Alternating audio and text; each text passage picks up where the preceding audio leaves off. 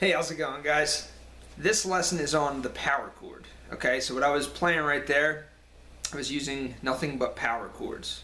Alright, now the power chord, in my opinion, should be the first chord that any guitar player is taught that is interested in playing mostly rock music and stuff.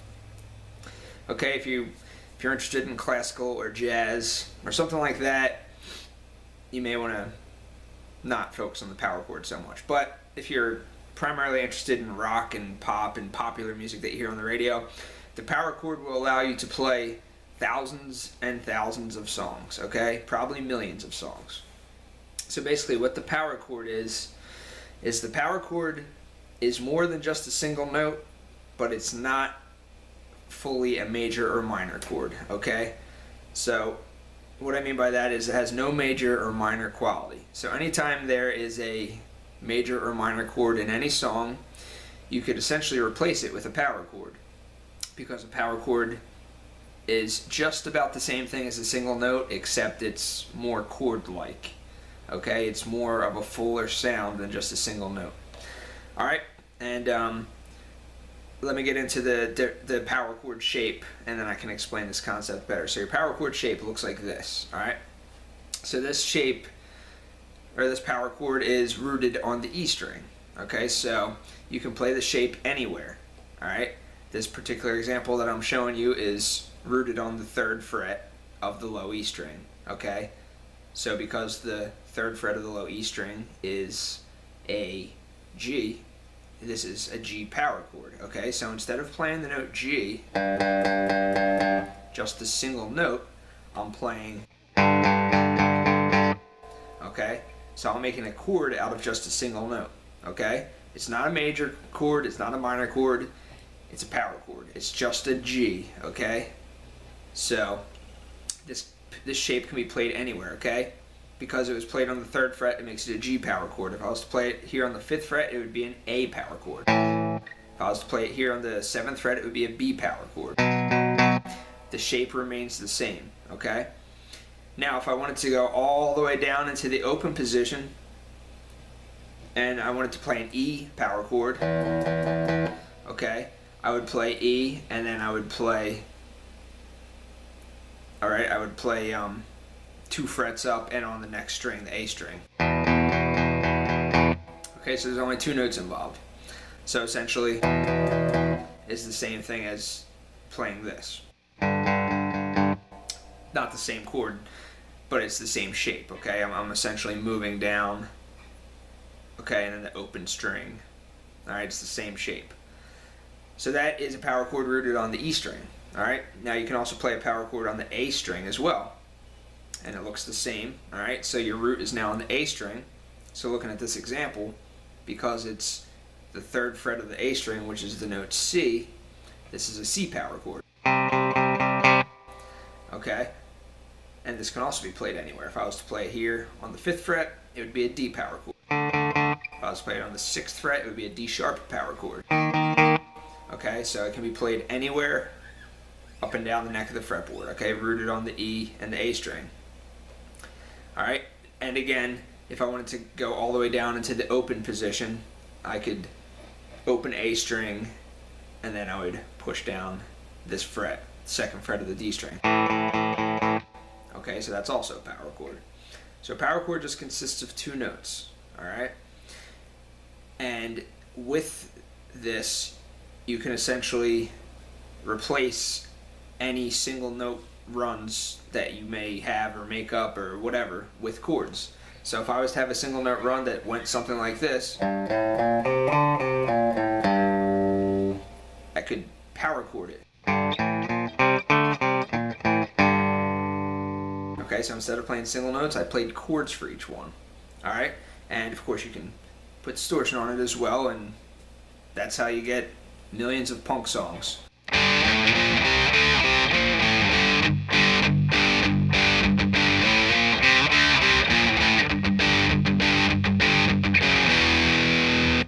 Okay, whatever. It's just like doing single notes, and it doesn't matter which notes you use, but you're now turning it into a chord, okay? So, now that you know this, you can basically play power chords anywhere in the A string, and you can play tons of songs. Some examples of songs that use power chords is When I Come Around by Green Day.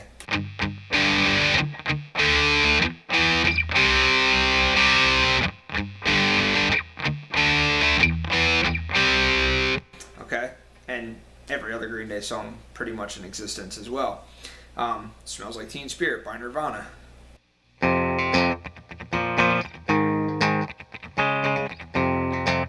Okay, Smoke on the Water. Everyone knows this. Probably every guitar player has learned or played this at one point in their life.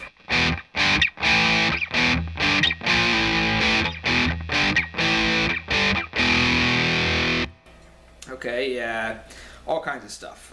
Master of Puppets by Metallica. Okay, and it does some more stuff, but most of the rhythms in Metallica songs are just using power chords, alright? So there's tons and tons of stuff you can do just using this basic power chord shape, okay? So let me change up the video here. I want to explain a couple more uses for the power chord, but I just wanted to give the basics, alright, for the beginning of the video. So now let me explain some other stuff about it. Okay, so now that I've given you the basics about what the power chord is and, you know, what you can do with it, let me show you just an example of how this may come in handy for certain songs that contain major and minor chords, but you may not be at the level yet where you are fully using major or minor chords, or maybe you're a beginner and this is the first chord you're learning, okay? So let's take, for example, you have I forget what song it is, but the chord progression goes like this.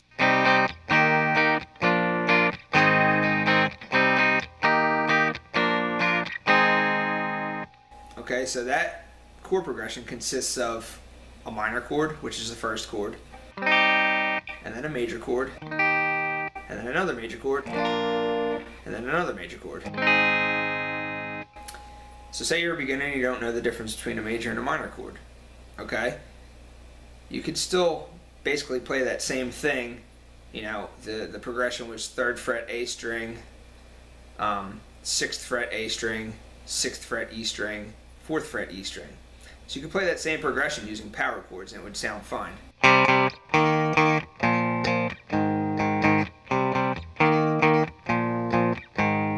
Okay, it just doesn't sound as full and musical as, you know, you're just limiting it to 2-string chords, but it's still, you're still playing chords and you're still playing the same notes essentially. Okay? Now, what you can't do is, when it comes to full major or minor chords, you can't play the wrong one and have it sound good. So, the first chord is a minor chord, but then the second chord is supposed to be a major chord. However, if I was to accidentally play a minor chord, it would sound really off. Okay, so here's how that would sound.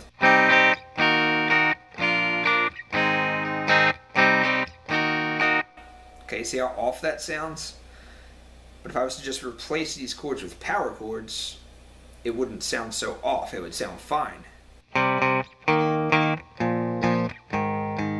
It's because power chords have no major or minor quality. It's the same thing as playing single notes, but it's not quite as full as playing a major or minor chord, okay?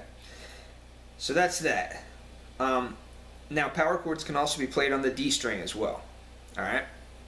They're not quite often as used, but I just wanted to let that be known that you can also play the same shape that I showed you for the E and the A on the D string, alright?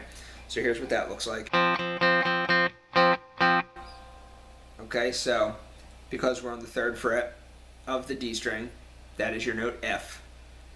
And then you just apply the same shape. can be played anywhere, of course.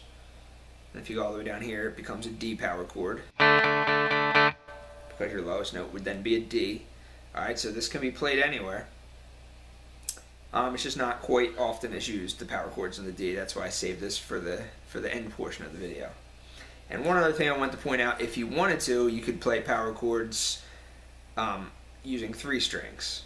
Alright, so going back to the E string version of the power chord, instead of playing it like this with just 2 strings, you could also put your pinky down and you could play 3 strings.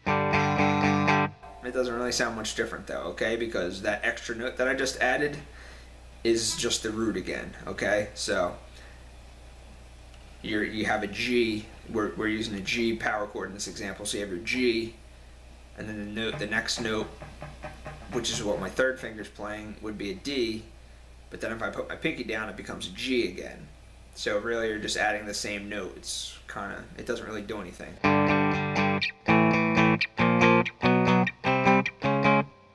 Okay, so I just wanted to let you know that you could do that, and you can do the same thing on the A string as well.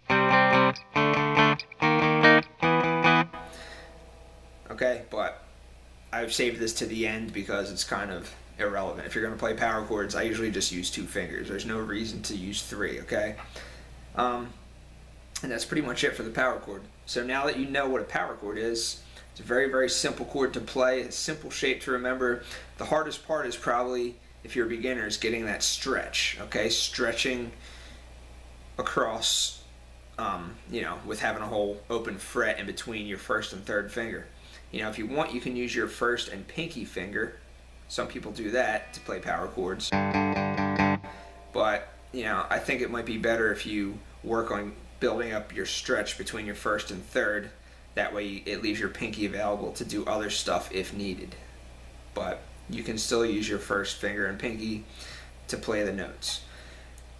So that's probably going to be the most difficult part, is getting the stretch down if you're a beginner. But once you get that stretch down and you know this simple shape, you can play every single Nirvana song that was ever written. You could probably play every Green Day song that was ever written. You could play the rhythms to every Metallica song, pretty much. Not all of them. I don't mean to undermine anyone, but I'm just saying how commonly it's used. Black Sabbath, all the rhythms in Black Sabbath use a lot of power chords. All kinds of examples. So, and any song that has just major and minor chords, you can now, instead of playing the full major or minor chords, you can replace each chord with just the power chord, okay? So if you see a G minor, and then you see a B flat major, and then you see an E major or whatever, you can just replace those with a G power chord, a B flat power chord, and an E power chord, okay? You can just ignore the major and minor and just replace it with a power chord. So, it's a very useful thing. Now that you know what the power chord is, go out and play a million songs, start a punk band, and get rich and famous, okay? So I hope you enjoyed this lesson. Thank you very much.